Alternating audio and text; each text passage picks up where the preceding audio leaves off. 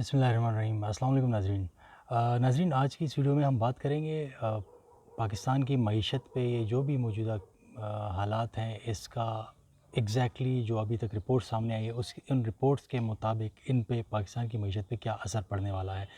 And میں پھر انشاءاللہ میں آپ کو بتاؤں گا کہ وہ جو بھی بحران انہوں نے بتائے ہوئے ہیں اس سے نکلنے کا ہمارے پاس کوئی ایک وائبل آپشن کیا ہو سکتی ہے، اس پہ بھی بات کریں گے اینڈ میں جا کے۔ لیکن پہلے تھوڑی سی ان تین رپورٹس کا جائزہ جو ہے وہ لیتے ہیں جو کہ world bank, Asian Development Bank اور آئی ایم ایف نے جو ہے یہ دی، اور پھر ہمارے جو اکنامک افیئرز ڈویژن ہے ان کی ایک رپورٹ میں پھر اس کا جائزہ لیا گیا ہے کہ اس کا لانگ ٹرم امپیکٹ اور شارٹ ٹرم جو ہے وہ پاکستان کی اکانومی پہ اگلے 2-4 سالوں میں کیا پڑنے والا ہے، پرٹیکولرلی اگلے دو سالوں میں جو ہے وہ کیا پڑے گا پاکستان کی اکانومی پہ۔ تو اس کا تھوڑا سا ایک جائزہ لیتے ہیں۔ پھر جو پالیسی انالیسس ڈیولپمنٹ ونگ ہے اکنامک افیئر ڈویژنس کے اندر، انہوں نے اصل میں اس کو ایگزامن کیا ہے، اور یہ انہوں نے کووڈ-19 کے سینیریو میں اس کو ایگزامن کیا، پاکستان کی اکانومی پہ جو امپیکٹ پڑنا ہے انہوں نے وہ کیا ہوا ہے، ٹھیک ہے۔ اس میں ایک تو یہ بات بڑی ضروری ہے کہ وہ کہتے ہیں کہ ہم لوگ جو ہیں ایک تو ریمیٹنسز ہماری ملک کی کم ہو جائیں گی۔ تو ریمیٹنسز وہی ہوتی ہے جو باہر کے ممالک میں لوگ رہنے والے ہوتے ہیں اور وہ اپنے خاندانوں کو پاکستان اپنی کمائی ہر مہینے بھیج رہے ہوتے ہیں، تو وہ ایک بہت بڑی آمدنی پاکستان کی اس سے بھی ہو جاتی ہے کہ باہر سے پیسہ کمایا گیا پاکستان میں آ رہا ہے، خرچ ہو رہا ہے، وہ ریمیٹنسز ہوتی ہے۔ تو وہاں پہ بھی لوگ جاب لیس ہو رہے ہیں، تو وہ ریمیٹنسز میں فرق پڑے گا اس پہ۔ دوسری بات یہ ہے کہ ایکسپورٹس ہماری کم پڑ گئی ہیں، جو بھی تھی اس سے بھی کم پڑ گئی ہیں، تو اس کا بھی ایک اثر پڑے گا۔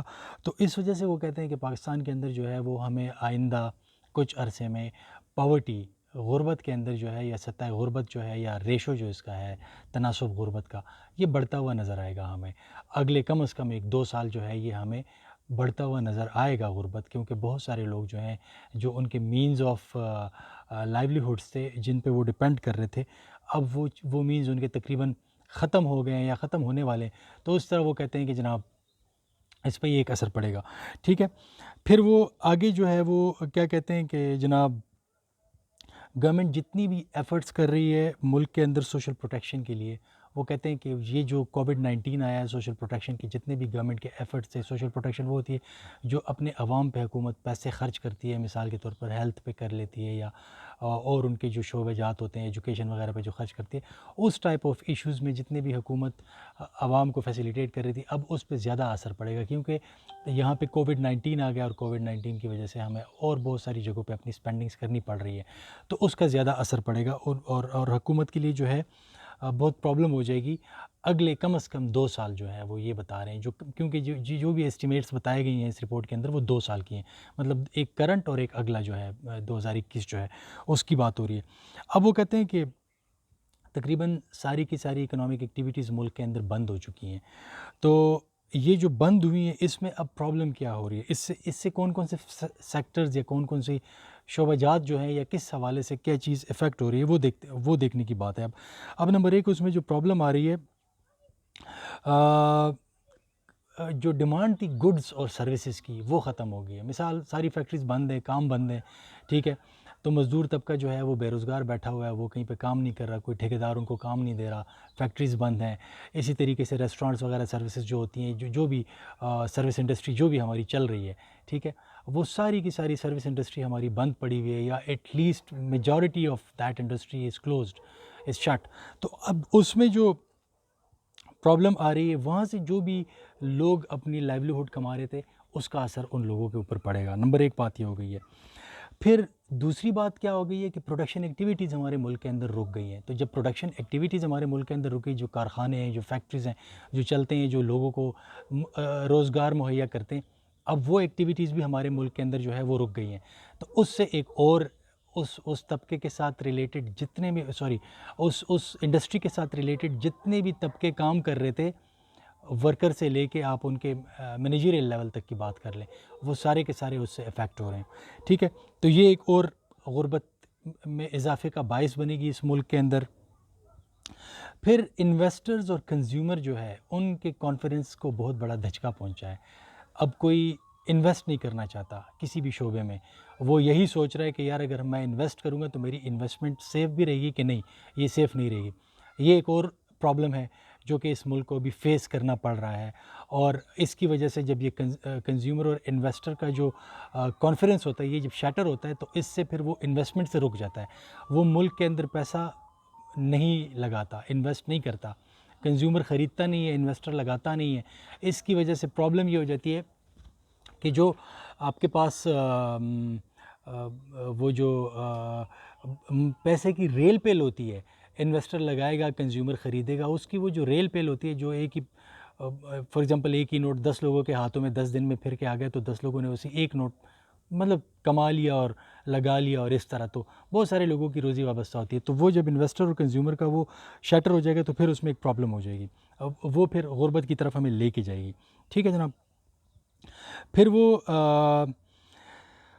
جو ٹریڈ کا والیوم ہے ڈومیسٹک اور ایون ایکسٹرنل بھی، وہ بھی بہت زیادہ کم ہو گیا، پوری دنیا کا ٹریڈ کم ہو گیا ہے۔ تو اگر ڈومیسٹکلی بھی ٹریڈ آپ دیکھیں تو جو بین الصوبائی ٹریڈ ہے وہ بھی کم ہو چکا ہے، اور مطلب جیسے گڈس ٹرانسپورٹ تھا، ایک علاقے سے دوسرے علاقے میں چیزیں جاتی تھی، وہ ٹریڈ کدھر ہے؟ وہ کافی آپ کو، اگر آپ باہر نکلیں تو آپ کو پتہ چلے گا کہ سڑکیں ویران پڑی ہوئی، نہ آپ کو کوئی ٹرکوں کا ہجوم نظر آ رہا ہے۔ جس طریقے سے آپ کو ہر اپنے اپنے شہر، اپنے اپنے علاقے میں آپ اس پہ نظر ڈالیں، جہاں پہ یہ گڈس ٹرانسپورٹ ہوتی تھی، وہ گڈس ٹرانسپورٹ آپ کو اب سڑکوں پہ نظر نہیں آ رہی، سڑکیں ویران ہیں۔ اس کا مطلب ہے کہ ایٹ اسٹینڈ اسٹل ہے یہاں پہ اکانومی جو ہے کرونا کی وجہ سے، اس کا اثر پھر عام لوگوں پہ پڑ رہا ہے۔ اسی کے ساتھ ساری جو ہے وہ روزی جتنی بھی اس کے ساتھ جڑی ہوئی تھی جتنے لوگوں کی، ان پہ بھی اثر پڑ رہا ہے۔ جو ڈرائیور طبقہ تھا یا جو بھی ٹریڈ کا جو شرنک ہونا ہوتا ہے، اس میں جتنے بھی مینز، جتنے بھی لوگ انوالو ہوتے ہیں، وہ سارے کے سارے لوگ جو ہیں اس سے اب سفر ہوں گے۔ ٹھیک ہے، تو وہاں پہ غربت بڑھ جائے گی۔ پھر اس کے بعد جو ہے اب جب ایکسپورٹ ہم کریں گے لیکن ہماری ایکسپورٹ کم ہوں گی، کیونکہ آگے کسی کی خریدنے کی سکت ہی نہیں ہے۔ ابھی تو وہ کرائسس لائک سچویشن کے اندر ہیں اور وہ اپنے آپ کو نکالنے کی کوشش کر رہے ہیں وہاں سے، تو ایکسپورٹ ہم کس کو کریں گے؟ ٹھیک ہے نا، جب ہماری یہ پوزیشن ویک ہو جائے تو ہماری ایکسٹرنل پوزیشن بھی تھوڑی سی، وہ کہتے ہیں کہ اکنامیکلی بات کریں، وہ مزید ویک ہو جائے گی تھوڑی سی۔ ٹھیک ہے نا، پھر ہماری جو ایکسٹرنل ڈیٹ میچورٹی جو آ رہی ہے، جو ہم نے بیلنس آف، جو ہم نے پیمنٹ کرنی ہے مختلف مالیاتی اداروں کو کرنی ہے، اس کے، اور پھر اس کا ری فائنینسنگ جو ہے اس پہ بھی اثر پڑے گا، کیونکہ ٹریڈ نہیں ہو رہی، ایکسپورٹ نہیں ہو رہی، ڈومیسٹک اکانومی یا ٹریڈ شرنک ہے، ایکسٹرنل بھی آپ کا شرنک ہو رہا ہے ٹریڈ، تو آپ کما نہیں رہے تو آپ کہاں سے دیں گے؟ جو آپ کے ڈیوز ہیں، جو چلے ایک سال کی تو ڈیفر ہو گئے ہیں، لیکن آگے تو دیں گے، مطلب یہاں پہ راستے موجود ہیں، لیکن سچویشن ٹف ہے اور فیصلے ٹف لینے پڑیں گے، تب جا کے ان راستوں سے جو ہے وہ ہم آگے نکل سکیں گے، ادروائز نہیں ہوگا۔ ٹھیک ہے نا، اب وہ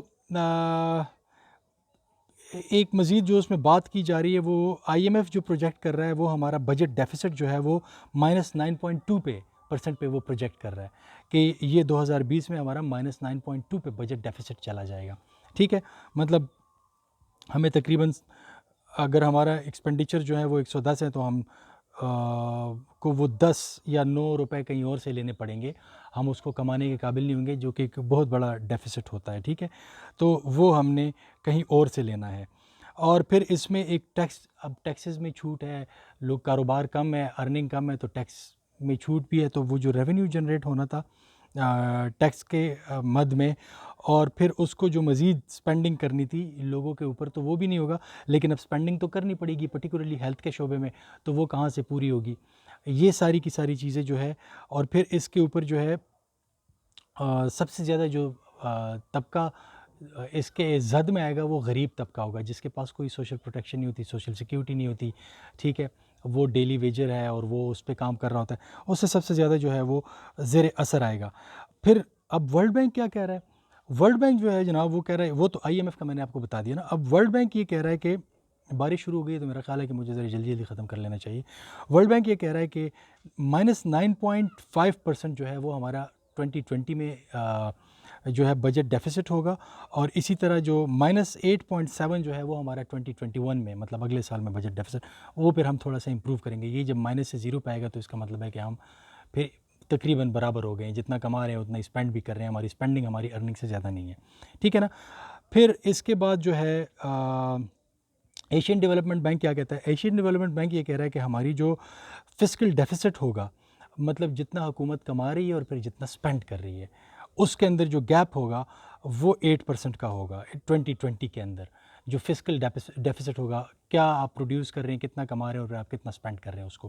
ٹھیک ہے، تو وہ جو گیپ ہوگا وہ 8% ہوگا. تو یہ بھی ایک بڑا گیپ ہے جس کو کہ کور کرنا پڑے گا.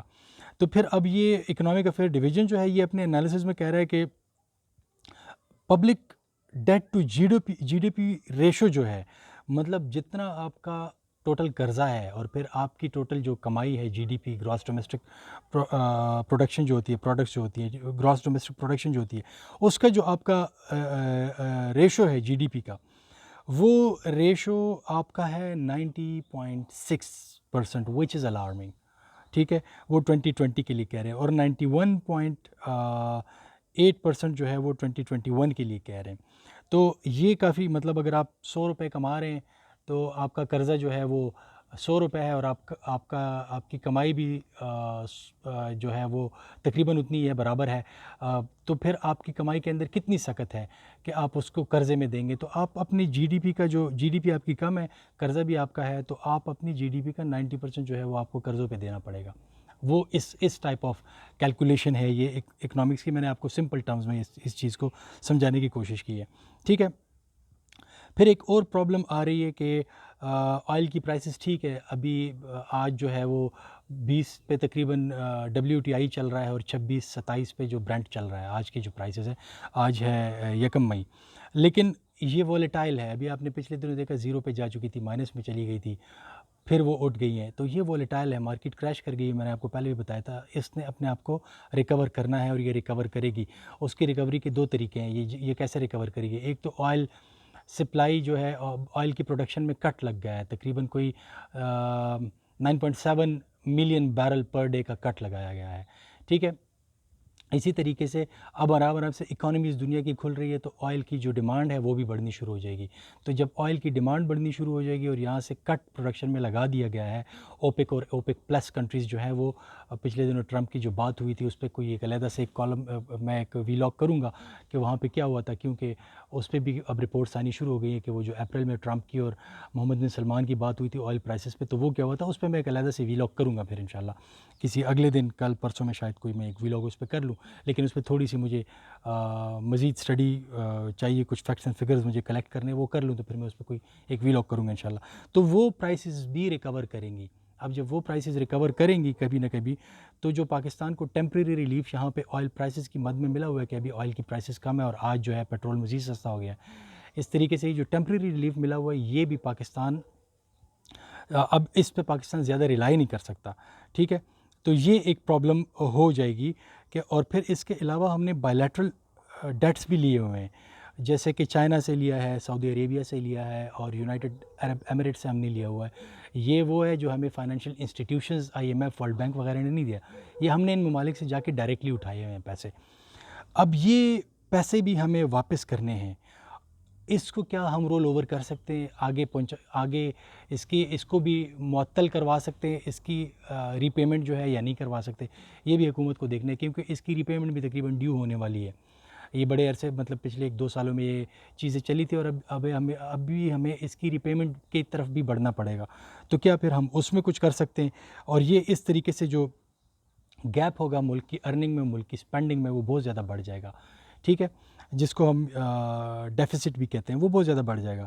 تو پھر اب IMF جو ہے وہ یہ کہہ رہا ہے کہ یہ جو آئل پرائسز ہیں، اس میں یہ پرائسز پاکستان کو فائدہ تو دے رہی ہے، لیکن at the same time problem یہ ہے کہ پاکستان کی ایکسپورٹس نہیں ہیں، کیونکہ دنیا ایکسپورٹ نہیں کر رہی.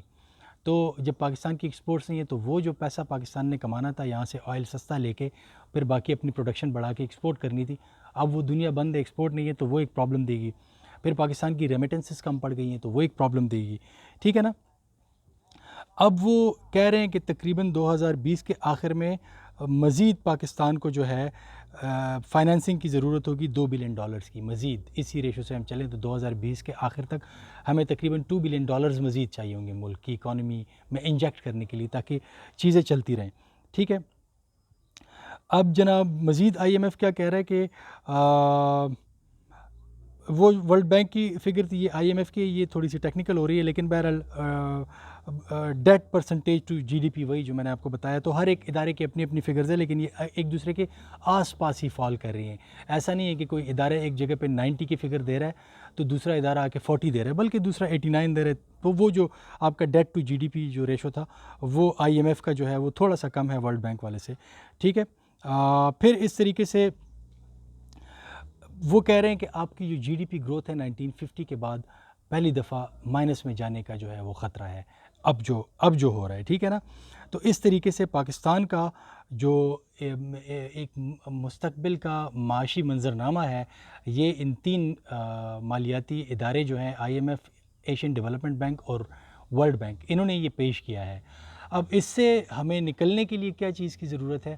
ایک تو میرا خیال ہے کہ اگر حکومت جو ہے وہ اپنے آئل کی سٹوریج کیپیسٹی جو ہے اس کو بڑھا لے اور ہم لوگ کافی زیادہ آئل سٹور کر لیں، تو جب بھی دنیا کھلے گی اور ان کی جو مارکیٹس جو ہیں وہ ایکسپورٹ کے قابل ہمارے لیے بنیں گی، تو ہمارے پاس سستا خریدا ہوا آئل ہوگا، اور اس سستے خریدے ہوئے آئل سے ہم زیادہ سے زیادہ ایکسپورٹ کر کے کاسٹ آف پروڈکشن ہماری کم ہوگی، تو ہم لوگ جو ہے اب اس چیز سے جلدی ریکور کر جائیں گے۔ جب دنیا کھلے گی تو ساری دنیا شاک میں ہوگی، ساری دنیا پہ اکنامک امپیکٹ آیا ہوگا۔